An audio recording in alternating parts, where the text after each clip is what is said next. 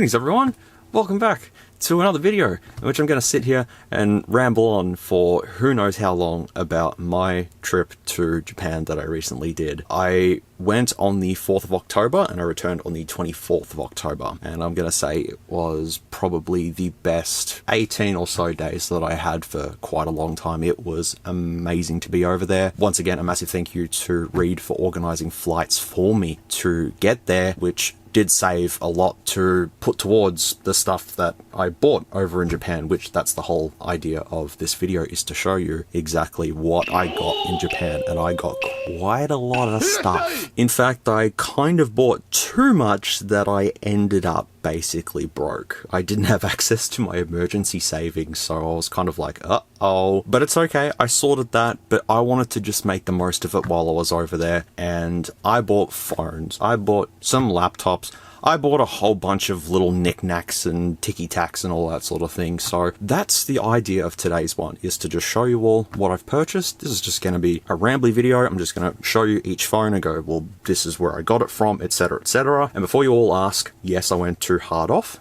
book off, mode off. What was the other one? Hobby off. Went to all of them. Mode off is all clothing and stuff. Book off is books and figurines and stuff. Hobby off is mostly just figurines, collectibles. Hard off is your hardware stuff. So that's where people tend to go to get a lot of junk stuff, which I'll let everyone know now. If you're not familiar with Japan and stuff, they classify faulty goods as junk. So I'll be saying junk throughout this video quite a lot. I'll be like, okay, so this phone was sold to me as a junk phone, and what junk means is basically just faulty. And sometimes it can be the smallest little thing, like a tiny little crack on the screen. Japan just classes that as faulty, who cares? No, don't test it. Not worth it. So you'll see a couple of them, and you'll see a couple of smashed things as well. So buckle yourselves up, folks, because this is going to be all over the place. I'll leave timestamps in the description and pin comments so you can skip and hop along to wherever you'd like. In this one, obviously I'm going to show all the electronics first, and then I'll go to collectibles and all that sort of stuff. And I did also film footage of me in Akihabara, like walking around and going to some of the shops and stuff, so I might be able to splice some of that in during this video, but I can also edit that footage down into something watchable and upload it to the channel as just like a little bonus sort of thing. Like, here's me going to Akihabara and stuff, which, Anthony, if you're watching this, I'm sorry, I did go to Akihabara one more time and I didn't tell you. I'm sorry, I had to. It was like the second last day and I got one more phone from there, and that was it. My trip was not really organized in a way that I didn't know exactly what we're going to do each day. My friend and I just sort of took each day as it came, sort of thing. But my main goal was Akihabara, Junk Street, right here, go through all of the shops that I went to back in 2015, rummage through them, spend as much time as I can here, and find stuff. And that is what I did. I do have all the receipts as well, which I kept the receipts because A, I don't want to know how much I spent, because I know it's expensive. And number two, count how many lithium-ion batteries I bought back into the country, okay? Just in case you wanted to count. Just feel free. I'm not going to lead you to anywhere. Now, before I show you the first thing, really what I'm doing in this one is just showing you the item, telling you where I got it from, does it work, how much I paid for it, because I will be reviewing some of these items, but I want you folks to pick what items I review from this one. So the first item I got is a Taito coin from the arcade, which I will tell you right now, if you go to Japan and play the arcades, you will get sucked in and spend a lot of money there. But I have this coin to remember that, and it's got a Space Invader on it, which is pretty cool. It says for amusement expert. I am an amusement expert, am I not? I'm really funny. No, I'm not funny. So I have that as a memory, so that's cool. Then I have a charger. I'm delaying the inevitable. Yeah, this is just Panasonic 16 volt, 3.75 amp, 60 watt charger. I got this because I got some laptops. So I'm going to show you some laptops. I paid 2,000 yen for this, which the conversion for Australian to yen is basically 2,000 yen equals $20 Australian. So 200 yen is $2 Australian. 20,000 yen is $200 Australian, if that makes sense. Just keep that in mind. Now, if you haven't seen my latest job lot that I published, I'll link it up there because I show you this laptop and I briefly explain where I got it. But this Panasonic right here is probably the most famous Panasonic notebook that you can get over in Japan. This is the Let's Note series, and this is a Let's Note CF SZ5, try saying that 10 times fast, and this is a Core i3 6100, 4 gigs of RAM, and it had a 128 gig SSD in it. The screen is kind of dusty and stuff, but it's like a 4:3 aspect ratio display on this. No, not really. It's kind of looking a little something like that. I won't be going in depth with the specs as well, so you might want to Google these model numbers that I show in these. This was at a store, which if I can find it, I'll put a Google map image here, but it was just a sort of a little random computer shop in the Akihabara Junk Street. I got this for 4,000 yen, which is $40 Australian. The guy told me the keyboard's faulty. I bought it because I thought this was a DVD drive model. This is not a DVD drive model. We've got a headphone jack, SD card slot, on and off switch, RJ45 Ethernet, VGA, one USB 3 port, two USB 3 port, HDMI, wireless switch, ventilation, another USB 3.0 port, and a 16-volt charger. And this is incredibly lightweight. At 818 grams, this thing weighs, which for a laptop, that's pretty insane. It's all made of plastic, but it still feels quite sturdy. And I was quite happy with this laptop until I got back to the hotel room and realized that this wasn't a DVD model. And I was quite upset. I'm like, oh, damn it. I went back to Akihabara. I went back there and I bought another one, but it's slightly upgraded. So it's basically the exact same laptop. This has an i5 7th gen in it, 8 gigs of RAM, and the 128 gig SSD that was in the original Panasonic I put into this. But this had a DVD drive. This one was $100, so 10,000 yen, but they had a 50% off thing, which is really rare to see in Japan. It's really rare to see them have like 50% off and stuff like that. I mean, you will see it, but not as much as you would expect to see here and stuff. So they had this down to 5,000 yen, which is $50 Australian. I plugged it in, and what the issue is once again, the keyboard on this. Both of them work perfectly fine. It's just the keyboard is a little bit iffy. In the job lot that I did, I pulled one of the keyboards off. It's just adhered down into place, which is kind of unfortunate. And a new keyboard's about $90 or so. But these do sell for about $250 US roughly for one of these things, because they're just bulletproof machines. Like, they're just super cool. And they also have a circular D-pad, which if anyone has OCD like myself, that is just... It's like, it's not supposed to be a circle. But when I was over there in 2015, I did buy a laptop that had a DVD drive underneath the keyboard. I don't remember what model it was, but you would toggle a little switch on the side and the keyboard would lift, and then there would be the DVD drive. You put it in and pop the keyboard back down. So if anyone knows of that, feel free. I got this from a place that just only sold laptops. They just had tubs and tubs of laptops. Once again, I'll show the location on screen if you're in Japan and want to go there, or if you're planning to go to Japan, feel free to go there. The greatest thing is as well, while buying faulty or junk things over in Japan, is that you can actually test them in store. They have chargers for you, so you can just plug it in, test it, and if you're happy with it, take it. If you're not happy with it, you can leave it. Whereas, you know, e-waste here and stuff, it's just a gamble. You go, okay, well, I'm going to buy this and hopefully it works. Whereas these, you can test them to your heart's content. They don't mind at all. $90 right here, plus $20 for the charger, $110 all up for these laptops. I really am thinking of using one for like phone software because of the USB ports and stuff like that. It's super lightweight. If you want to know the specs of this, it's a CF SZ6. And the other one is SZ5. Really stoked with them. I only wanted to buy one, but my bad for not seeing that it didn't have a DVD drive. I thought it was hidden. I'm like, I'm fairly sure that is a DVD drive there. I should have looked on the little sticker that he had, because I checked the other ones when I went back to the store a couple of days later, and they had stickers on them saying DVD and big cross next to it. I'm like, oh, yes, yes indeed. Now that I've rambled on to you for about 7 minutes, sorry, I just want to show you my laptops. It's time to move on to not phones just yet. I got this. I had one. Well, no, I have two, actually. This is the Game & Watch Super Mario Brothers with the ball and Super Mario Brothers 2. I originally bought this on Marketplace and it was faulty. Guy said he tried to flash it with custom firmware and stuff and failed. And I said, I'll buy that. I can do that. I'll be able to fix it. I have no idea what I'm doing. So this was just sitting in my collection. I was at one of the junk stores. It's called World Mobile, and it's located on the main street of Akihabara. First floor is Geo Mobile, the second floor is a gaming place, and then the third floor is World Mobile, where they sell just mainly junk stuff. And I was in there purchasing various phones from there, and there was a couple of guys behind the counter, and this guy had just processed this. Actually, this sticker's still on it. Let me see. So it was, yeah, the 13th of the 11th, wait, what? That was when it was purchased. I was going to say, what? 2020? That doesn't make sense. I've taken the sticker off here already, but he had just put a sticker on here for 2,200 yen, which is $22 Australian. And I've just went, sumimasen, sumimasen. I pointed straight to it. And I'm like, junk? And he's like, yes, junk. Okay, what's wrong with it? So we do this. He opens the box, grabs it out for me, presses the power button for me, and he goes, junk. And I sat there and I went, this is junk? Okay.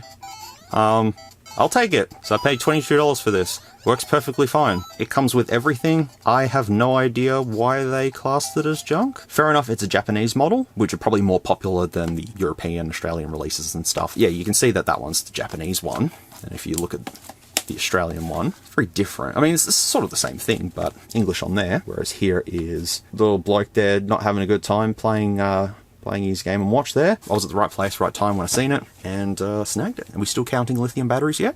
Cool. Alrighty. I want to show you this. Not that you can see it though, but this is a projector W for smartphone, and it's got a burb on there, and it's a projector, and it says max projection size about 600 by 337.5 millimeters. It's high color reproduction, charging port, adjustable focus. This was in a claw machine in the local arcade that was near us. My friend tried winning this and he couldn't get it. I went back there by myself, and I think I spent probably about 25 bucks trying to win this. It's out of one of those machines where it's got the bars, and this is on the bars, and you've only got the 2 claws to go down and pick it up and try and maneuver it and all that sort of stuff. Eventually got it, and I thought by the looks of it, and because it said charging port on it, I was under the impression that this was a powered projector, a cheapy powered one, and I thought this would be fantastic to bring this back and show you all, hey, I've got this cheapy projector that I got from Japan. I couldn't see the back of it, that you can see that they just chuck a smartphone in there, because that is what this thing is. It is not a powered projector. They lied to me. This is what it is. It is just a plastic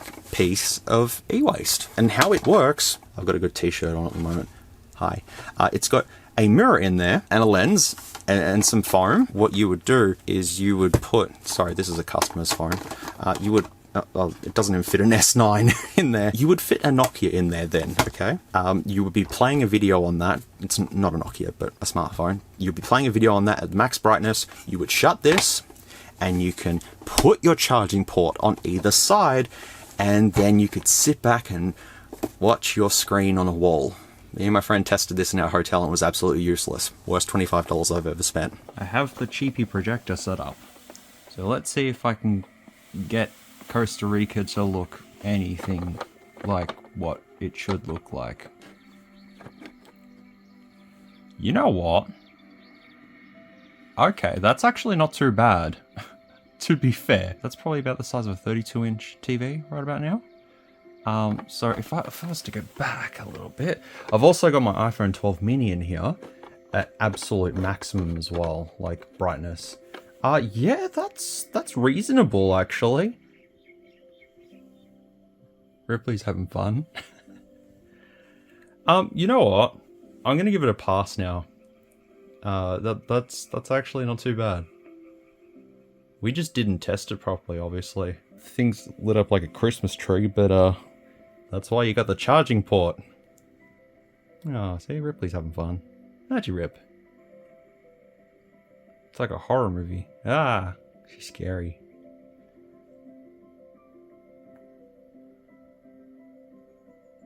You missed your tongue! A snake! Oh, that snake. See? She's trying to get it. You can't get it. You're not in Costa Rica. You can pretend though. How big does it get? That's what she said. Like, you can't really see it now, but that's probably at least like 60 inch or something like that. And you can see it. I won't badmouth this thing then. Oh boy, where do I even begin with this? I scouted Akihabara and all the book offs that I went to, all the hard offs I went to. Yes, I know it's called hard off, and while I'm here, go listen to the hard off theme song, which I'll play you a snippet.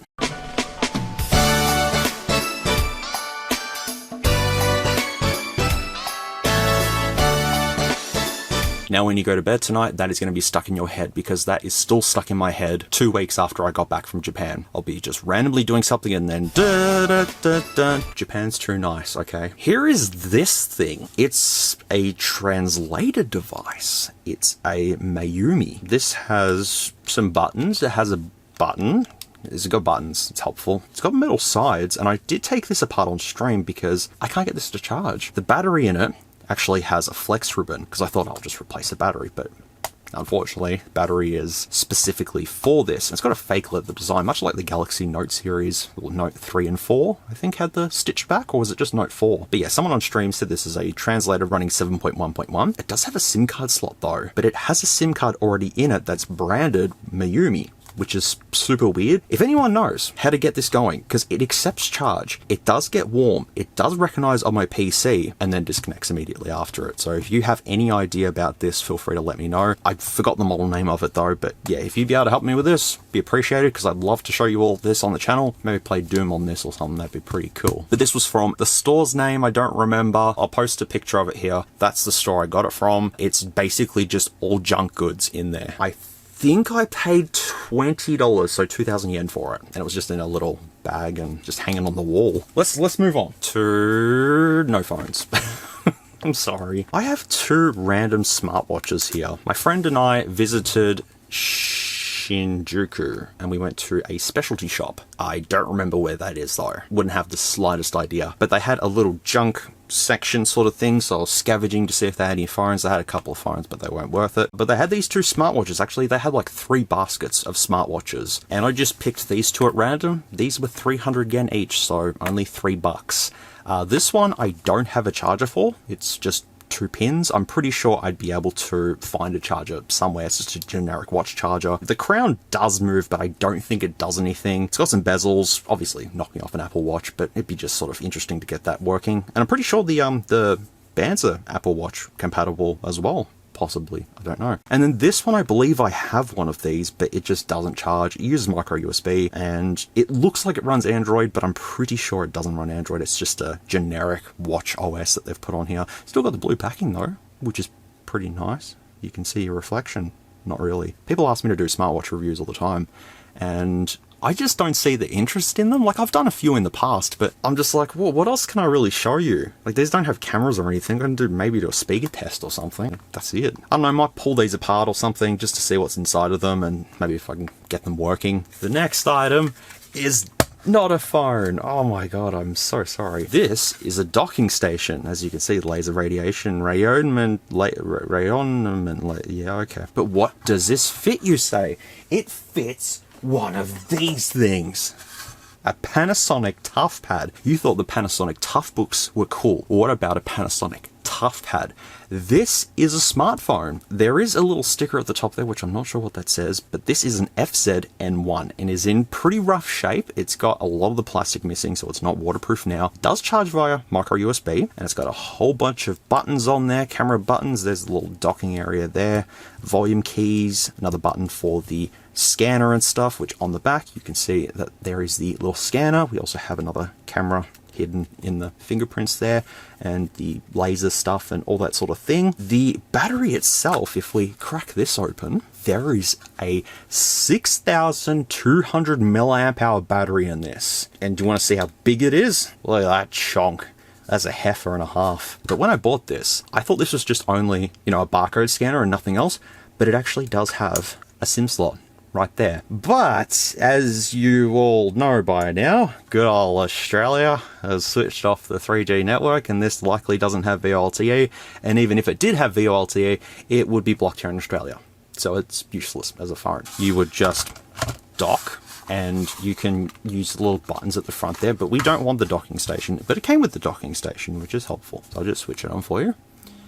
It vibrates. That's helpful. When I bought this, I asked the guy what was wrong with it, and he just said junk. But he powered it on, and it just came up with what it's about to come up with. And I thought, oh, okay, I'm going to have to break into this. So I fired up a stream a couple of weeks ago when I got back, and I showed you all this, and I'm like, we're going to have to mad hacks into this thing, because it comes up with the enterprise launcher. I don't know the password to it. Also, I believe this has a screen protector on it installed, but I'll just leave that because that's factory, I guess. So you do this, and it has Panasonic Enterprise Launcher. Now this was all in Japanese when I bought this, so when I showed you all this on stream, I had to work out how to change it back into English, and I was able to get into settings and do that. Also, a system software update for this, which is just insane. So you press home and all that, and you can't do anything. Now, if you press A3, it brings up a little dashboard. Now, if you go to Recents, it actually brings up a Google widget there, and then that's how you can gain access to settings and stuff. But I thought this was locked, and I did a factory reset on this by doing 0000000, and it rebooted, and then it just booted straight up to this, and I thought it didn't work. Someone on stream told me to do the exact same thing, 0000000, done the same thing. So then I went, okay, well then admin login, enter password. I'm like, well, what would the password be? The password is okay. Whoops! It's actually pretty snappy for what it is, and I have installed device info hardware on every single one of these phones to show you all what's in these, but this is a Panasonic FZ-N1, 720p display, 2 gigs of RAM, 16 gigs of storage, a Snapdragon 801. Get used to hearing Snapdragon 801 in this video. There's a lot of them. It's running Marshmallow, 60 Hz, 2 gig, 16 gig, camera, 8 megapixel, 5 megapixel, and the battery, obviously, well, 6400 milliamp hours there. It's got everything that you need, everything that you want is all here. And going into settings is just all the usual stuff that you'd see here. It says about tablet, which is not quite correct. It's not quite a tablet, but it's almost there. Really would have loved to have done a speaker test on this, because I believe it's got some powerful speakers in it. I got this from the same place I got the first Panasonic laptop from. The guy had a bunch of these on the ground, and I picked the best condition one for 15 bucks. 1500 yen. I'm pretty happy with it. I think it's pretty cool. As I said, I thought it was going to be locked, but it's not.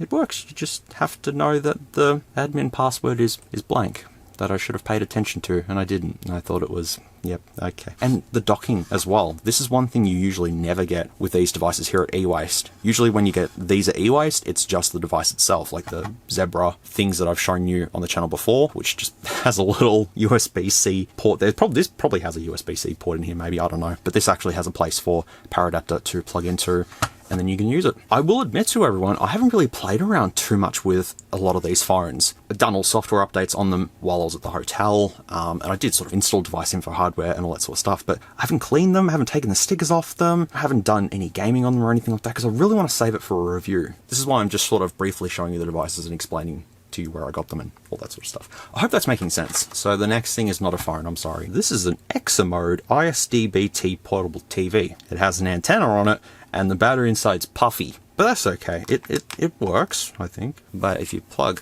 a mini USB into it, there you go, it's on. My USB is not quite long enough to fit. There you go. It's in Japanese, and I believe it only picks up Japanese radio stations. I have no idea why I got this. This was 1,000 yen, which is 10 bucks.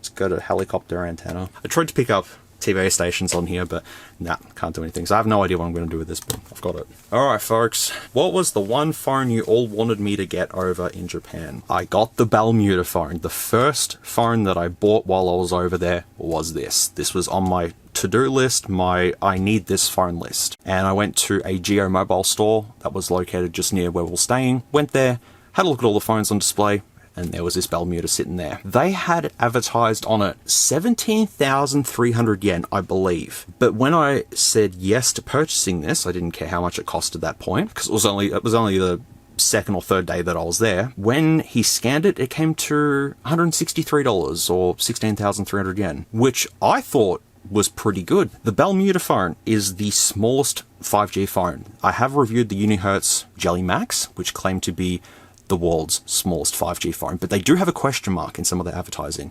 But I can definitely tell you now that this is nowhere near the same size as the Jelly Max. This is smaller. In fact, here is the Jelly Max. I wouldn't have known about the Bermuda phone if people in the comments for this video didn't tell me that it existed. Jelly Max, Bermuda. It's clearly bigger, and it's also thicker, way thicker than the Bermuda. Look at that. It's a chunk over the Bermuda. So yeah, Unihertz was saying that it's the world's smallest 5G phone.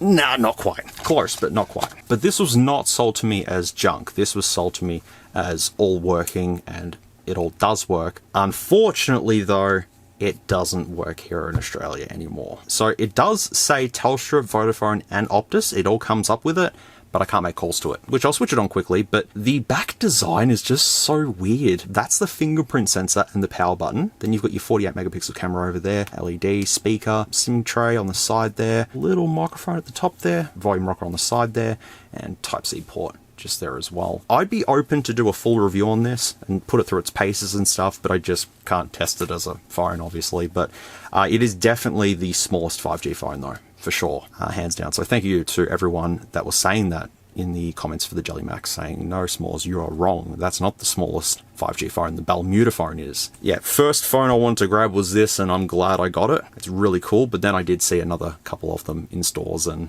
could have bought them and then flipped them because you can't really get them here in Australia. Here is Bermuda, which they primarily made toasters, wasn't it?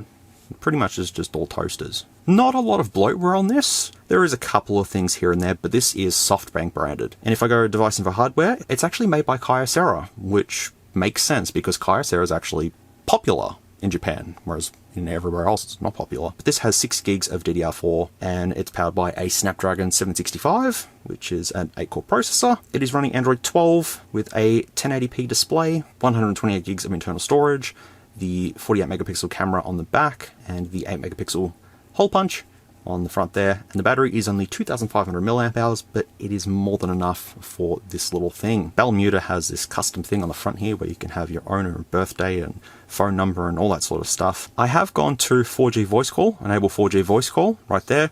But if I put a SIM card into it, it comes with Vodafone, comes with 4G. So it might be APN settings, but I have played around with them and nothing, unfortunately. That's this. Really stoked to have this in my collection though. The world's smallest 5G smartphone. It just doesn't work as a phone because Australia. Talking about really small phones, what's the smallest phone you've seen on my channel that runs Android? Have a think, because I actually don't remember, to be fairly honest. You may or may not have heard of Rakuten. Is that how you pronounce it? They are a carrier as well as, not a manufacturer, but a subsidiary. They brand smartphones that are made by someone else.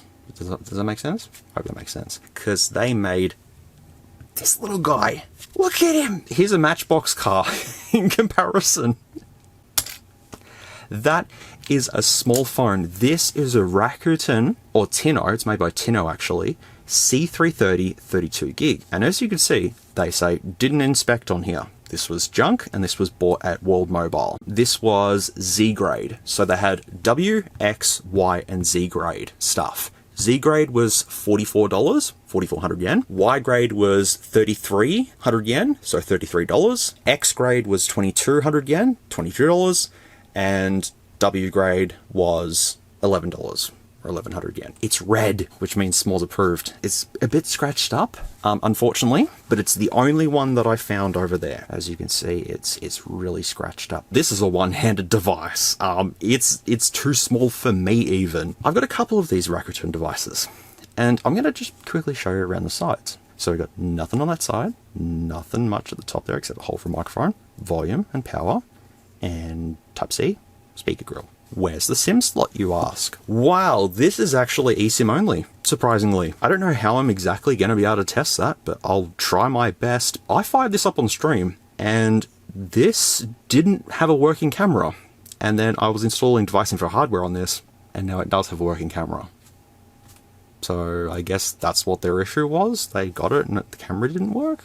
I don't know. But yeah, if you want to look up the specs for this, feel free, but I'll quickly show you device info hardware and just show you how it works. But yeah, there's a lot of scratches. It's like someone just went skateboarded down, you know, the main street of Akihabara on this. But the menu's super strange. It's very bubbly, but I'll open device info hardware, and as you can see, it's a Rakuten C330, but then it says Tinno C330. But this is a 720p display on this with 3 gigs of RAM, a Snapdragon 439, running Android 9, and I believe this is a 3-inch display? No, the display is actually 3.6 inches on this. Still super small for an Android phone though. 32 gigs of internal storage, no expandable memory, 16 megapixel back camera, and a 5 megapixel front, and only a 1,250 mAh battery in this thing, which, you know, what exactly are you gonna do with that? Not a whole lot. I opened the camera up, and it works fine.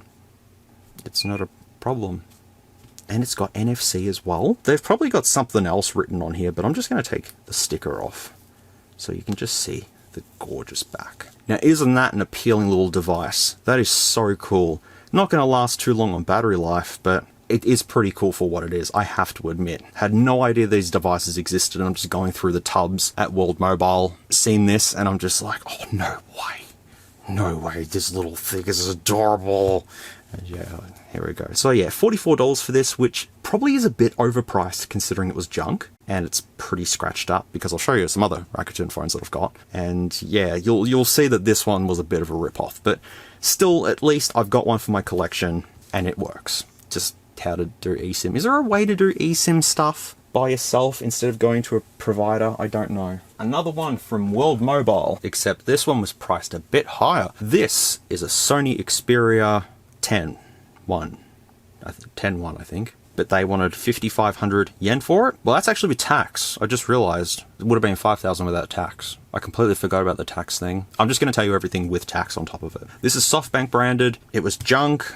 As you can see, junk B. The only reason why I actually got this was because I don't have any Sony devices, newer ones, in my collection. So when I seen this, I thought, you know, I'll grab this because it's got such a tall screen, except there's kind of a small issue though. Just a tiny little itty bitty issue with the screen. Very small, very minor. It's burnt in about that much.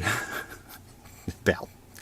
From there downwards is just burned in. I mean, look, you can't even tell from there, but then when you see that, if it's part of the, look, it looks like it's part of the wallpaper. When I switched this on, I thought, oh, it's part, you know, that's all right, that's pretty good. And then you see how burnt in it is. But it's got just such a tall aspect ratio. It's so weird. But this, yeah, is a Sony Xperia 1. I thought it was a 10-1. Or a 110. The Xperia branding is so weird. Also, fingerprint says dead. I never tested that, actually. We should test to see if the fingerprint works. It has a Snapdragon 855 in it. It's running Android 10. It has a resolution of 3840 by 1644, but most of the time it works at 1096 by 2560 at 60 Hz. 6 gigabytes of RAM and 64 gigs of internal storage, but you can expand that with a micro SD card. And then we have triple cameras on the back, which has a 12 megapixel, 12 megapixel, and a 12 megapixel, I think. You might have to look up the specs for this one. And 8 megapixel front camera.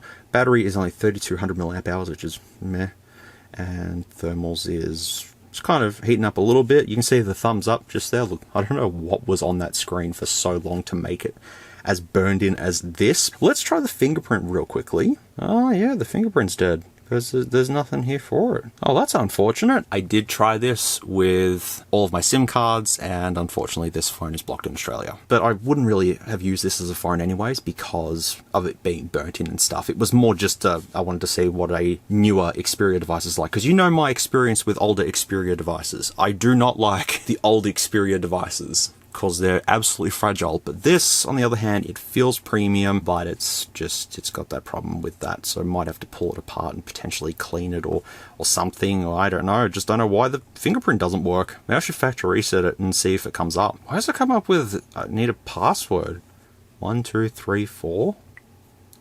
1, 2, 3, 4. Why do I have to set a password? That's very strange. We'll come back to that. I'll just see if it has fingerprint. Then the next one I have is an Xperia 5 Mark II, I think. I am so bad with these new Xperia models. I have no idea. But this is in pretty good condition.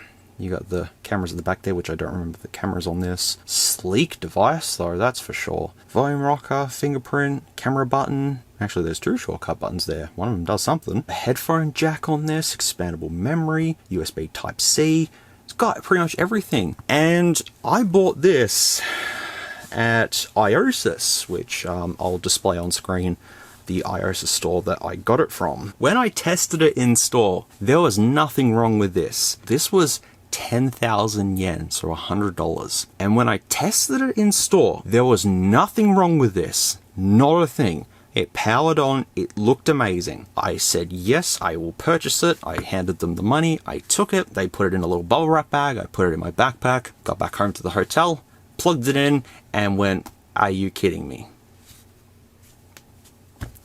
Turns out that these models have a very common problem, and that is developing green lines on the display. And I've just went, if I had known that, I wouldn't have purchased it. So that's unfortunate, but I've got it. I briefly tried the camera quality on it, and it looked okay, but I haven't really done much else with it, to be fairly honest. When I seen that green line, I've just went, ah. And, you know, I fiddle around the top of the device and at the bottom, I'm like, come on, it's got to work somehow. Turns out that this is a very common issue, so perhaps when they originally bought this, it maybe had a green line on the screen and then it went away. Some people have come along and played around with it. It reappeared, it disappeared, reappeared, who knows. Device info hardware, it's an Xperia 5 II, so got there in the end. With a Snapdragon 865 in it, so we got 5G, running Android 11, 2520 by 1080 display at 120Hz, 8 gigs of RAM, 128 gigs of storage, but you can expand that with a micro SD card. And the cameras, I'm pretty sure all of them are 12 megapixels and the front is 8 megapixels. And the battery is 3860 milliamp hours. But look at all the bloatware that you get on these. You get Call of Duty straight off the bat,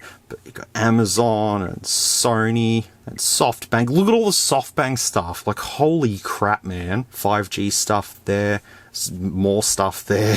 Just the amount of bloatware on Japanese phones is insane.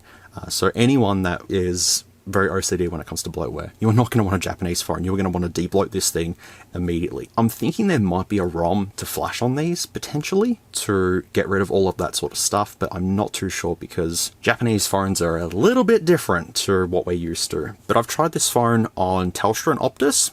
They don't work, but it still works on Vodafone. I'm hoping it stays like that, but once again, I'm not going to be using this for calls. It was just, I thought $100 for an Xperia 5 II, a 5G device with 8 gigs of RAM and 128 gigs of storage was a pretty good dealio until I got home and lines, the green line of death. Let's come back to this Sony and change the language straight away, which half the time when I was testing these phones out, they were all reset. So I had to go through this and I didn't even do the Australia thing. I just left it as Japanese and I'm just navigating the Android menus just normally. I'm like, yeah, I know what I'm doing. What? Why do I have to connect to Wi-Fi? Did FRP lock itself? What are we installing updates for? You tall device. It's like a monolith. This thing. It's like the monolith in Space Odyssey, 2001 Space Odyssey. It's like the monolith. It's what it looks like.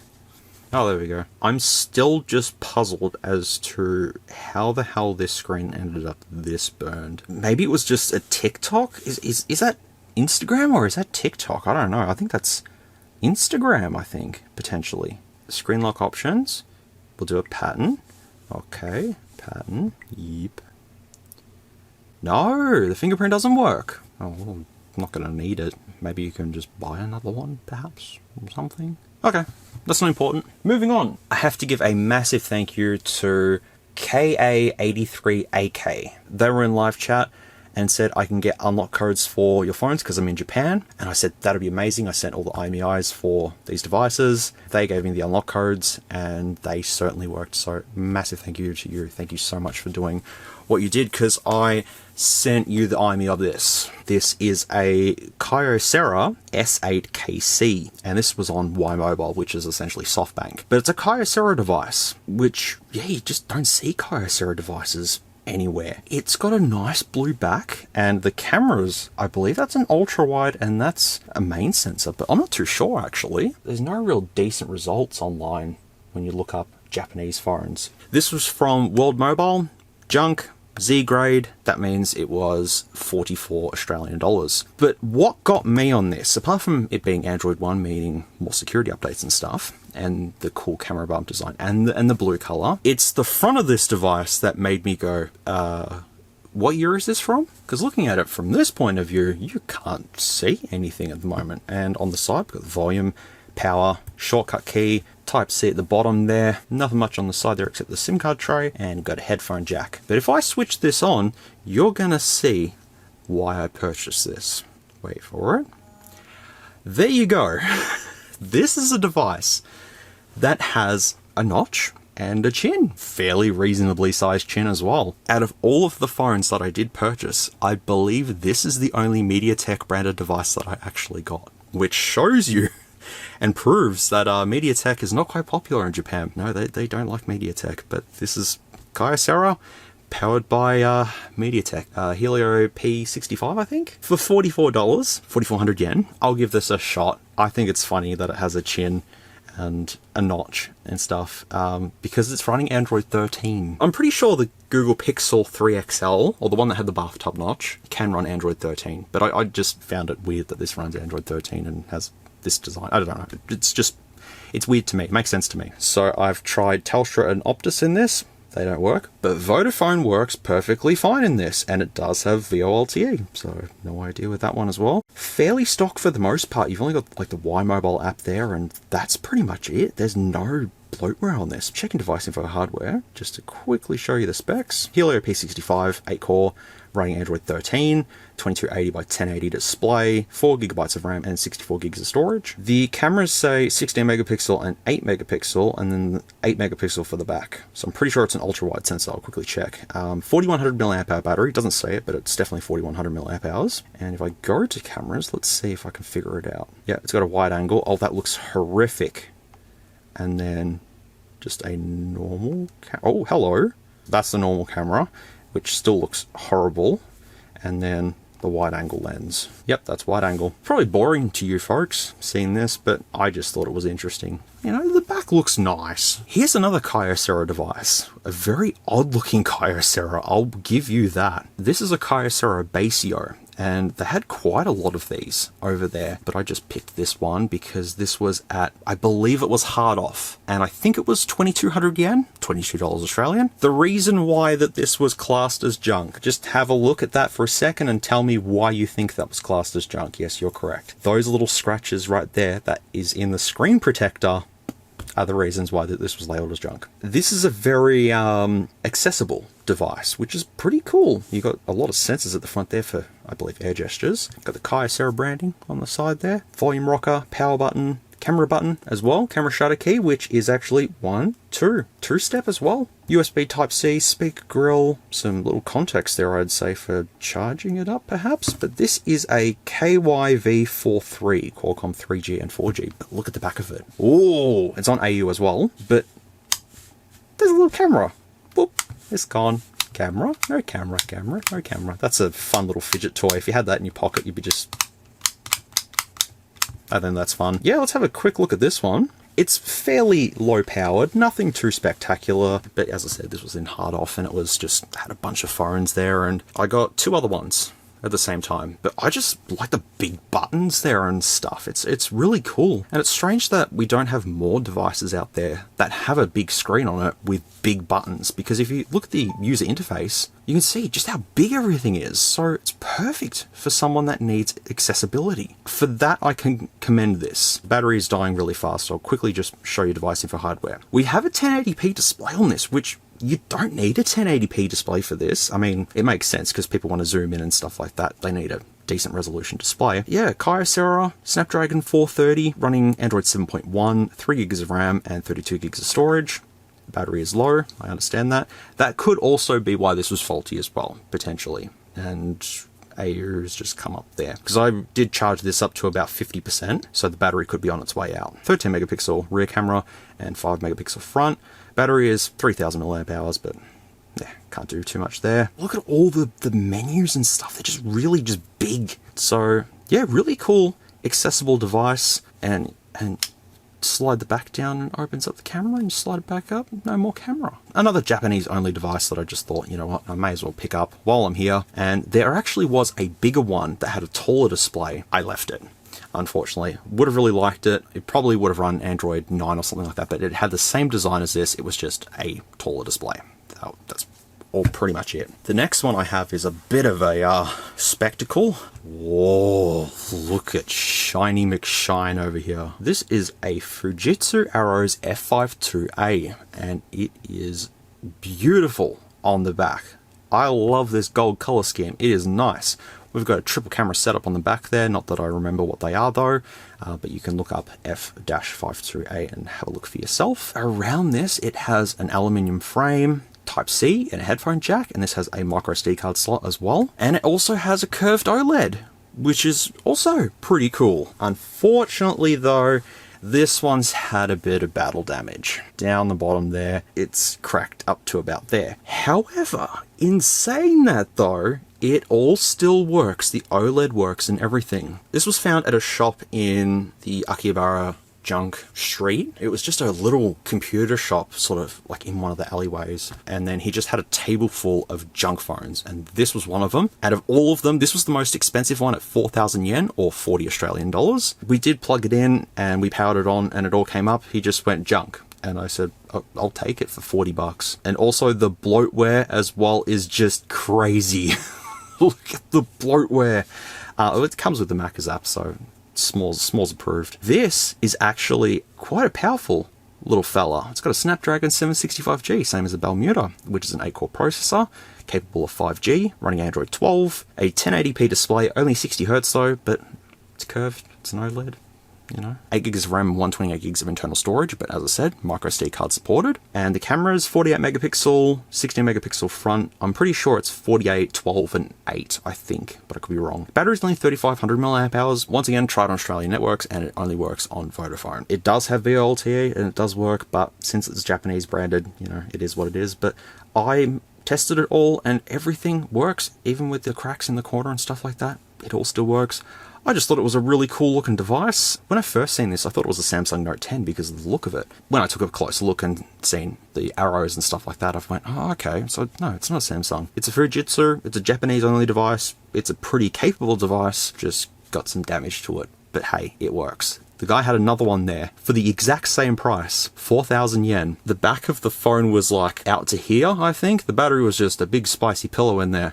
And he had both of them for 4,000 yen, and that screen was also very cracked. So obviously this was the better one, which another weird thing in Japan is if they have 4 junk devices, all of the same brand, which I'll come back to this soon, they're all going to be priced the exact same. So let's just say you've got 4 junk phones, all the same brand, they just slap the same price on them. So let's just say 4,000, 4,000, 4,000, 4,000, 4,000 yen each one. One can have massive crack in the touch screen and half the touch doesn't work. Then the other one can have like one tiny little scratch on the bottom. Then another one can have, you know, the buttons don't work or something. Then the other one just boot loops. But they're all the same price. And it's like, well, of course you're going to choose the one that's in the best condition. Why would you choose anything else? Because that's what I'm about to tell you with this one. Now, I originally had one of these. I had this phone that I got from eWaste for 10 bucks. And this was an amazing find back when I found this. But unfortunately, I gave that phone away and I've been trying to look for another one since, and this was from Iosis. This is a Samsung S20. It is Docomo branded. It's an SC51A, but it is an S20 that has a Snapdragon in it. Yes, Snapdragon.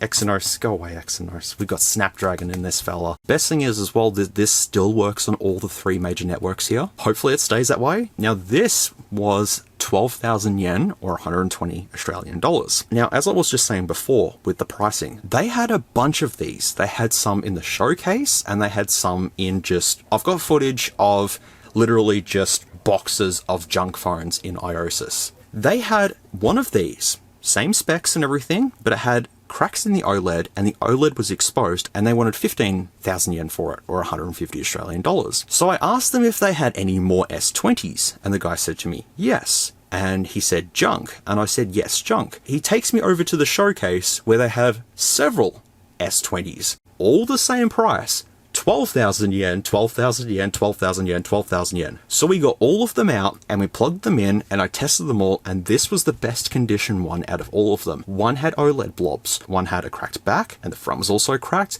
The other one, the camera glass was cracked and it also had OLED exposed. But this one on the other hand, that's it. Oh, you can't even see it. There is a crack that goes like that. There's a crack that goes like that and a crack that goes like that. But once you switch this on, you don't really see it. And I'm used to using phones with cracked glass anyways. I just wanted the hardware mainly. But this is a 12 gig variant with a Snapdragon 865 and 128 gigs of storage, which is pretty cool. And for 120 bucks, it's a pretty good deal. Yes, it's got cracked glass, but that doesn't bother me. Oh, and also the phone's not waterproof anymore. It's slightly lifting at the back there. So the adhesive is probably a little bit weak, but no, here it all is. Nice and snappy. Wait for all the bloatware. Bloatware. Look at all this bloatware. Not much Samsung bloatware, but Docomo.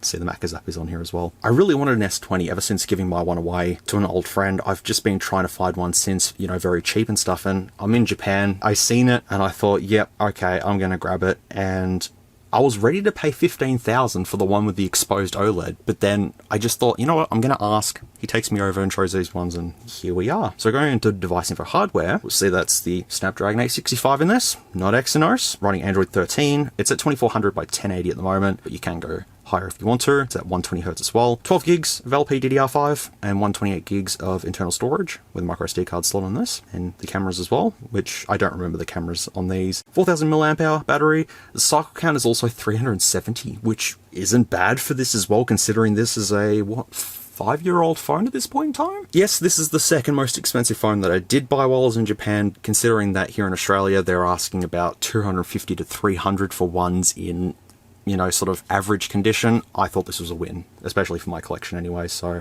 I have everything from S1 up to S21 now. All the base models from S1 to S21. Just a little bit of a collection thing. Just a little bit of a collection thing. Yeah, SMOOREZ has like 3,000 phones, shush. Mainly when purchasing a lot of these devices, it's because they were Japan only, or they had some sort of a gimmick to them. And this next one is no exception. This was 1,980 yen, which is $19.80, but I believe I got tax on top of it. It does say SIM something or other. I did ask the guy there at IOSIS, this was from IOSIS, as you can see, the little IOSIS branding there, and he said that the SIM may not work, but they don't know. This was also one of the ones they sold me that had a warranty. It wasn't junk. This was actually not junk, which is strange because it has a SIM issue. It just doesn't make sense. Got two cameras on the back there. Got a headphone jack, SIM card slot, Type-C, speaker grill, lanyard too. Camera button. See, before the iPhone 16, there was camera buttons on the sides of phones. People don't remember that, but Apple has invented that now. Volume rocker and power button. But the front of this phone is why I purchased this, because I've seen phones with black bezels, but I have not seen a phone with white bezels. I mean, I have seen phones with white bezels and stuff, but I just think this looks goofy as. It's super goofy. Look at the little notch at the top. Hello. Hi. I believe this is a Kyocera, I think. I don't remember if it's a Kyocera or not. But I've tested the SIM card tray and it works perfectly fine. So I don't know what they were talking about in IOSIS, but it works fine. Once again, works on Vodafone, but not Optus and Telstra. Most of these actually are waterproof. Most, if not all, Japanese phones have to have an IP certification because of tsunamis and all that sort of thing. They've always had that implemented. This is this weird thing, not too much bloatware. Got a couple things. It's SoftBank branded, but if I go to device info hardware, I can tell you exactly what it is. I believe it's a Kyocera. No, it's a Fujitsu. It's a Fujitsu, there you go. It's got a Snapdragon 450 in it, which is an 8-core processor, and it's running Android 9, 2280 by 1080 display at 60Hz, 3GB of RAM and 32 gigs of storage. It's fairly, average, but, it is what it is. Back camera is 13 megapixel, front is 8 megapixel, but I believe that's a depth sensor. I'm pretty sure it's a depth sensor. We should check. 2880 mAh battery, which is, nothing too spectacular in this, but I'll just open up camera. Oh, I'm pretty sure that it'd have to be a depth sensor. Oh, portrait. It's a depth sensor. Probably wouldn't work that well though, but it's just weird that the notch is white. You usually have black bezels, but this one has white bezels, and you actually have a secondary bezel. It's black, the black line going. It's weird. It's such an oddball looking device, but it was cheap, being 20 bucks, and they guaranteed me that it would work and I had warranty with it, and if anything was wrong with it, I'd take it back, even though they told me this just doesn't make sense at all. Now the pricing was so weird over there, because some phones were cheaper than others when they were clearly better than, it doesn't make, just go along with it, okay? Because we have this device. This is another Fujitsu, I believe. This has a little sticker at the top. It looks a little something like that. And what that says, according to Google Translate, is power button is stuck. But look at the front though. You've got a front camera there. Then you also have this camera. This is an iris scanner. And then you've got a little infrared LED just there to help with the iris scanning. This is such a cool device. It also has stereo speakers as well. This is a quality feeling device. It's got an aluminium frame, but this was only 1,280 yen, a $13 device. You've just seen the Fujitsu that I just showed you, yeah? For $20. This was 13. Why was this 13? I have no idea, but it's an F01K from IOSIS. If I just press the power button, it powers up perfectly fine. Yeah, it's a little bit stuck. I will give them that. It's, it feels a little bit stuck. With Japan, if something is junk, just like that, the button is a little bit stuck, it's junk. They don't test it any further than that, whatever. Whereas here it's a very, something's got to be really, really faulty for it, to be classed as faulty. Having a crack on the glass or something like that is not faulty. Just to agree with it. It's a $13 phone right here. And I have tested this on all three telcos, and Vodafone's the only one that works. But if I go to apps, this has a bunch of bloatware on it. Once again, it's just a thing with these Japanese phones, is that they have a lot of bloatware on them. But if I go to device info hardware, I've got a 1080p display on this, a Snapdragon 660 running Android 9, 4 gigs of RAM and 32 gigs of internal storage. Cameras says 32 megapixels on the back, which is a bit strange, and then 5 on the front. I'll show you the iris scanner actually. 2580 milliamp hour battery in this, and if I go back and lock it, see, look, it works fine to me, but yeah, it's just what they've said. So yeah, put my eyeballs there and it unlocks. That is a super cool device right there. And once again, for 13 bucks for this. And do you want to see something? Look at this. The button is a little trackpad. So once again, Apple and their little camera button and trackpad. Well, here is a phone from Japan that came out, what, probably 2018 or something, that has a button as a trackpad. That also works as a fingerprint sensor, and you can also zoom in and out. The Japanese did it first. Apple didn't do it first. I know there's plenty of phones out there with trackpads and stuff, but still, I'm just stoked that a $13 phone has as many features as this does. An iris scanner and a trackpad and... oh, it's crazy. Crazy, man. Crazy. Also, look at the little... These just chill on the screen there, so if you're Japanese, you're going to know the little mascots that just sit on your screen and just go, ah. Luckily, you can uninstall most of this stuff if you don't need it. Now we're going to sharp territory with this right here. But it's red, which I like red. This was from World Mobile. It's SoftBank branded. Junk, Z grade, Z grade, which means $44. A little overpriced on this one too. But you got dual cameras on there as well, and it's red. It's red, but it's pretty cracked. I don't know why I got this. When I was buying phones over there, this was like one of the ones in the first sort of big lot that I did purchase. It was just sort of, oh, that's only $44. I'll buy that. And look, it's a pretty good phone and stuff, but yeah, it's pretty cracked. But I'll show you Valve View as well, and show you the specs and stuff. Now, these Sharp phones are designed really strange. So they have the teardrop notch for the camera, which is like an essential phone notch, kind of just there. You can see it's like an essential phone notch.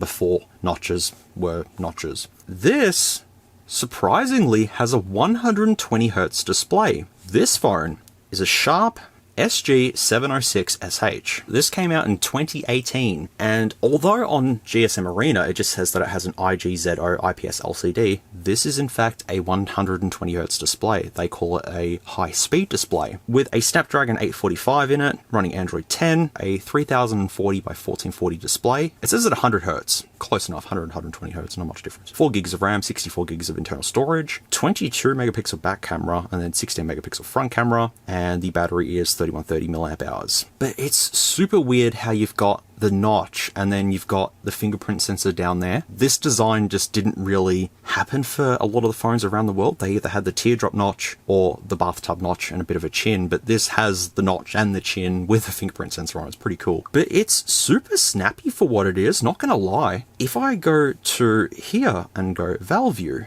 you can see that there is a pattern on the screen, because if I turn it, I mean, it's really hard to sort of notice on camera, but if I turn this and someone's trying to look at what you're doing on your screen, you can't really see it because of this pattern that's integrated in the background. And I believe that this is a 3D display. It's like the 3DS display. I'm pretty sure of it on this as well. But you can actually do settings for Valve View to change the pattern to see, look how pretty funky pattern there. I think there's a checkerboard one. Look at that. How cool that looks. See? The more you sort of angle it, the more the display, I guess also having the brightness up would probably help as well. See how it hides it? So I think that's a really neat setting. And when I was there in 2015, and I mostly bought phones that were running Android 2 and Android 4, they had the Valve View setting.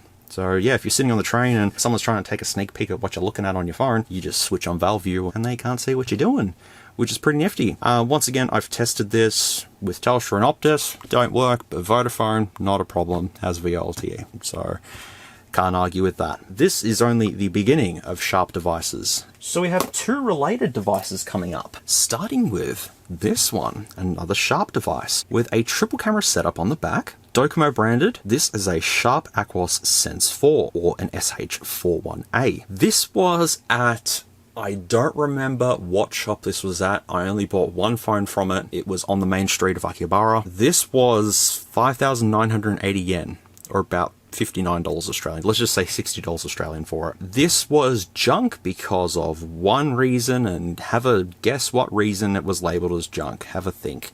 But we do have volume rocker, shortcut key there, the power button which has a little indent in it. It's super weird. It's like a little nipple. I don't know. Speaker grill, Type-C, got some scratches on there, some scuff marks, but it's not too bad. And the SIM tray also, you don't need a SIM tool. You can just use a nail and just pop it out, and that's waterproof too. But no, the reason why this was junk is because of that. Can you see it? We got a little crack just going from there to there. That's it. Otherwise, fully functional. Works on Vodafone, once again, but just not Telstra and Optus. At this point, I'm not even going to use Telstra and Optus for testing devices anymore. I'm just going to stick with Vodafone. Hopefully, I can still keep using devices on Vodafone, but we'll see about that one, as I said. Just another cool looking Sharp device. It's more of a upgrade from the R2. We still have the little teardrop notch at the top, and we also have a chin with a fingerprint sensor, but we have a more redefined look. Got a lot of bloatware still, but instead of the 100Hz display, we have a 60Hz display on this, which, yeah, it's okay. It's a Docomo branded Sense 4, and it's got a Snapdragon 720G in it, running Android 12, 2280 by 1080 display at 60Hz, 4 gigs of RAM and 64 gigs of storage. And the cameras, yeah, we've got 12 megapixel, 8 megapixel, and then it doesn't say the rest, but I'm pretty sure when I looked it up, it was a telephoto, ultra wide, and a main sensor. But you can look it up if you want to. As I said, I'm just breezing over these. However, it's got a 4,570 milliamp hour battery in it, which is fairly good for a device like this anyways. Let's actually go into the camera just to see what they are. Ultra wide, main, and a telephoto. Not bad at all. I believe this has Valve View as well. Yep, that has Valve View as well. So there's the...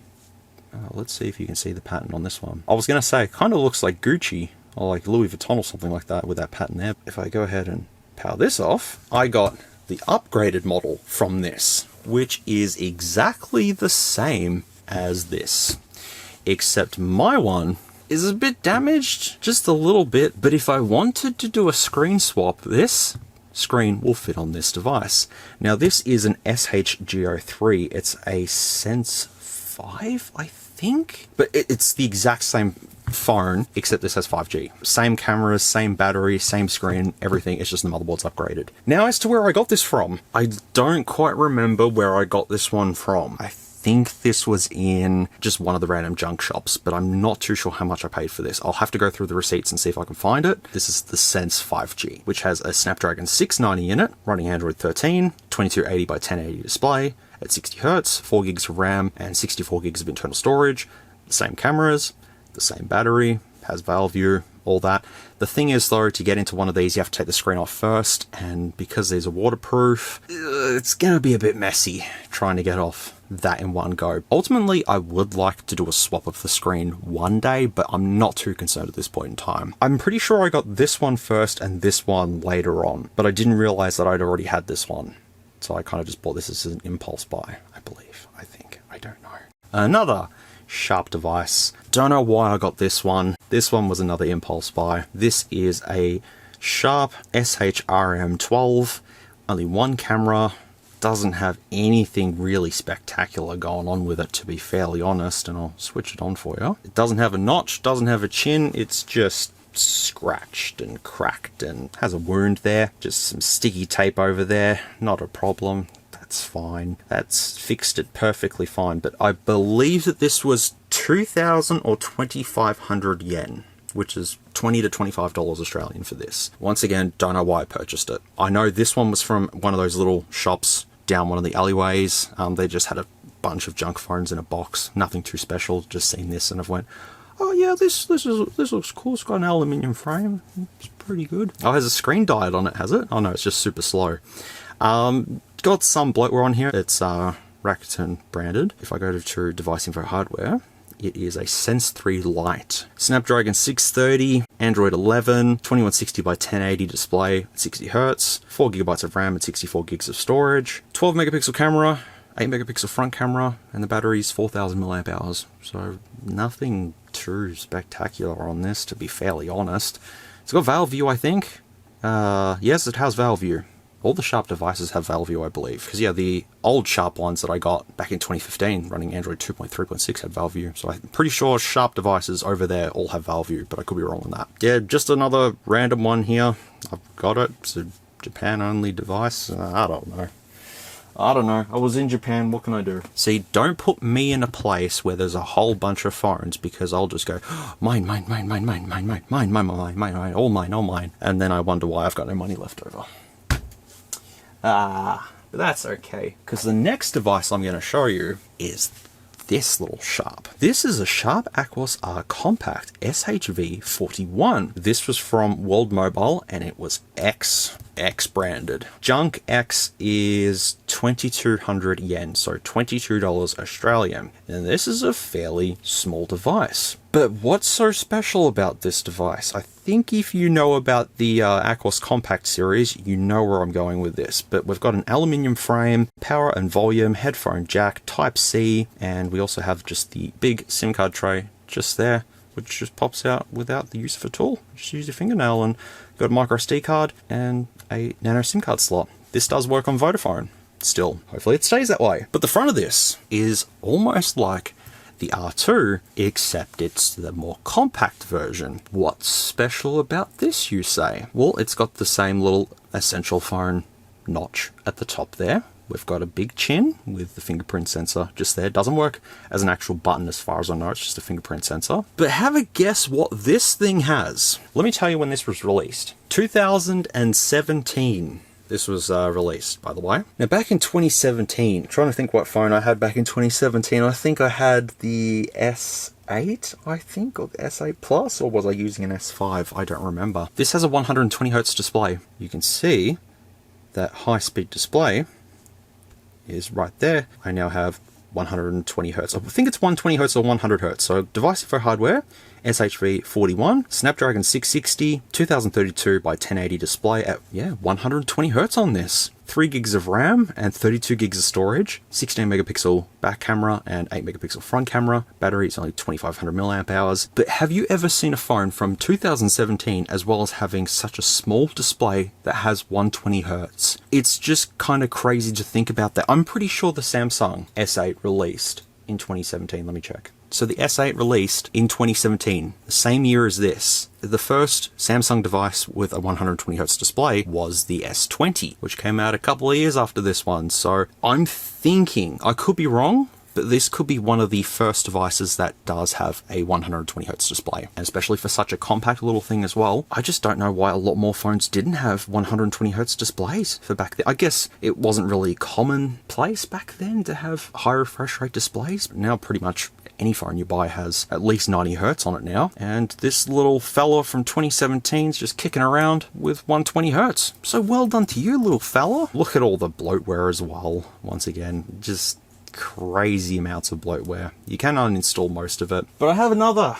compact device to show you. This one I'm pretty happy with. So I showed you the Aquos R2, which was that red one. Well, here's the compact version of it. It's a nice blue.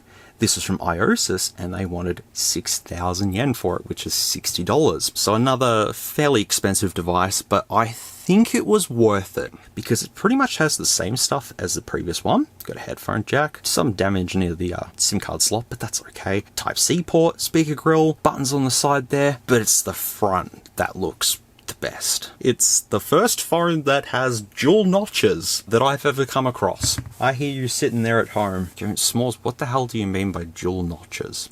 Let me tell you, dual notches. You have a notch at the top and a notch down the bottom. It's not that hard to explain. Here it is.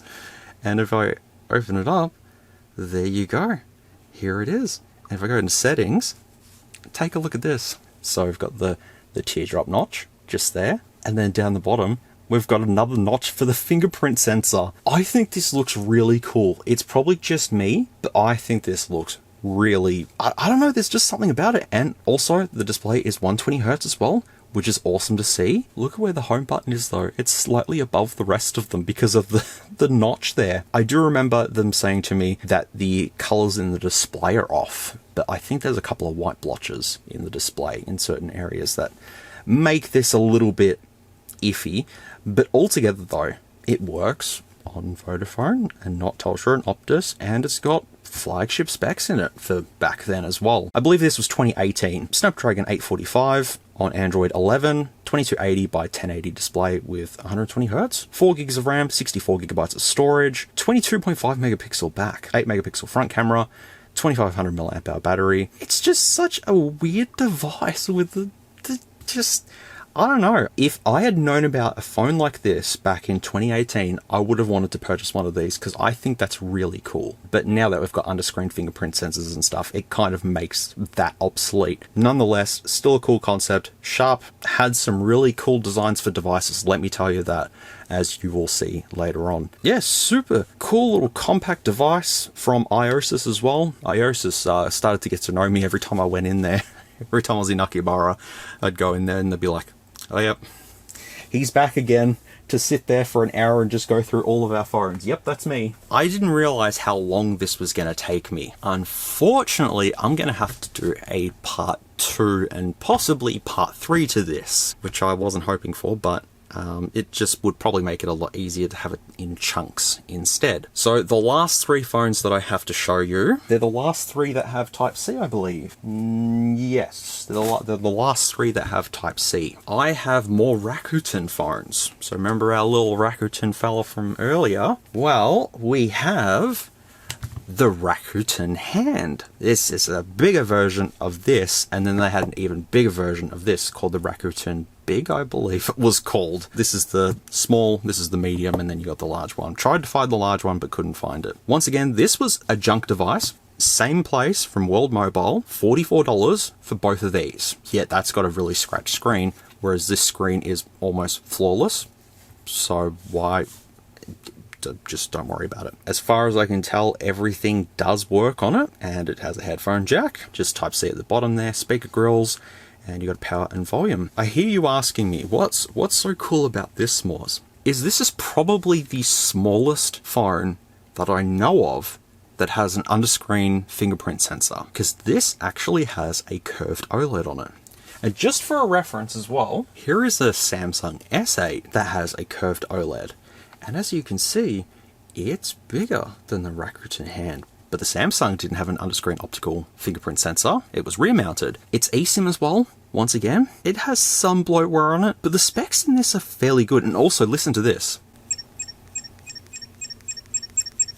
Pretty sure we've heard that on a device before, just don't remember which one. But the specs say that it's a Tino P710 with a Snapdragon 720G in it, and also it's not agreeing with my camera as well, by the way. Let me fix that. Nope, that's not fixing it at all. Android 10 it's running, 720p display, 4GB of RAM and 64GB of storage, 48 megapixel rear camera, 4 megapixel front camera, which I'm not too sure if that's correct or not, and a 2750 mAh battery. That is a curved OLED that's in there, which is pretty cool. Once again, I didn't know this device existed. When I found World Mobile and was going through all their stuff, this was also one of the first ones that I got in the first lot of phones that I bought from there, along with that the Red Sharp. I don't remember the order I bought phones. I was just buying them. This is just a 4G version. Oh yeah, that's right. It's also got the Samsung sounds as well. I'll show you on the next one. So what if I told you that they made a 5G version of that same phone, same form factor and everything? This was from Iosis for 3,000 yen, which is $30. When I did test this,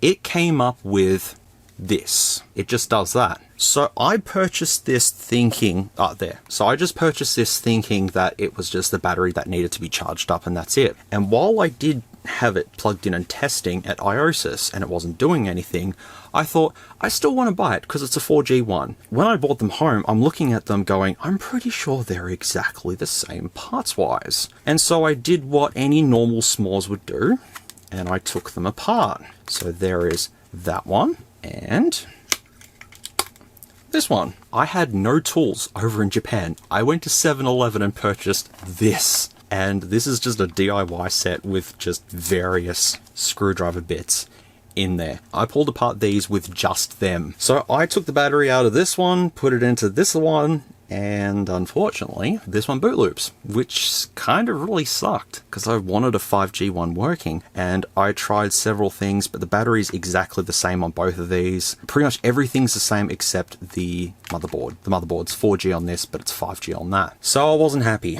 S'MOOREZ wasn't happy. So what did he do? He goes back to Akihabara and goes, I want one that does work. And I went back to Iosis and I bought this one from Iosis for, I'm gonna say it was either $30 for this or it was $40.